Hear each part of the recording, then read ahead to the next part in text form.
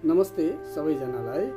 आज म तपाईहरूलाई बीएड प्रथम वर्षमा पढाइ हुने विषयहरूमध्ये अनिवार्य विषयको रूपमा रहेको फाउन्डेसन अफ एजुकेसन अथवा शिक्षाका आधारहरू भन्ने विषय अन्तर्गत हामीले बीएड प्रथम वर्षमा पढ्नुपर्ने हाम्रो पाठ्यांश अथवा सिलेबसका बारेमा बताउन गइरहेको छु।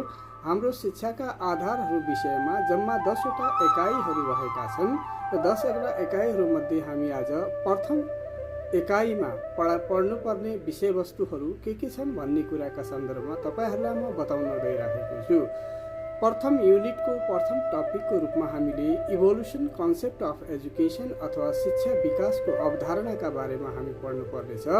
सेकेन्ड टपिकको रूपमा एजुकेसन एज अ डिसिप्लिन र यस अन्तर्गत हामी meaning of education as a discipline and characteristics of education as a discipline अथवा शिक्षा एक विधाको अर्थ र शिक्षा एक विधाका विशेषताहरूको बारेमा हामी सेकेन्ड टपिक अन्तर्गत पढ्नेछौँ।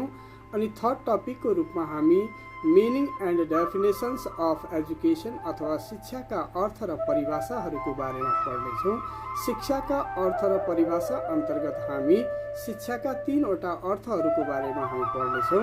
ती 3 वटा अर्थहरूमध्ये हामी etymological meaning of education, narrow meaning of education and wider meaning of एजुकेसनको बारेमा पढ्नेछौँ। शिक्षाको शाब्दिक अर्थ, शिक्षाको सङ्कुचित अर्थ र शिक्षाको व्यापक अर्थका बारेमा पढ्नेछौँ। अनि त्यसपछिको टपिकमा हामी शिक्षाको प्रकृति अथवा नेचर अफ एजुकेसनको बारेमा पढ्नेछौँ। अनि त्यसपछिको टपिकमा हामी goals and objectives of education अथवा शिक्षाका लक्ष्य र उद्देश्यहरू भनेर पढ्नेछौँ।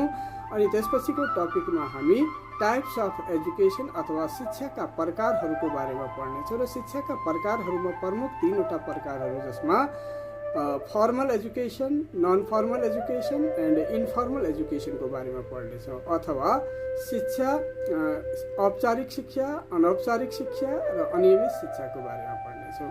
अनि सेकेन्ड लास्ट टपिकको रूपमा हामी डेलिभरी अफ एजुकेसन अथवा शिक्षा प्रवाहीकरण अथवा शिक्षा प्रदान गर्ने कार्य अन्तर्गत हामी लाइफ लङ एजुकेसन अथवा जीवन पर्यन्त शिक्षाको बारेमा हामी पढ्नेछौँ।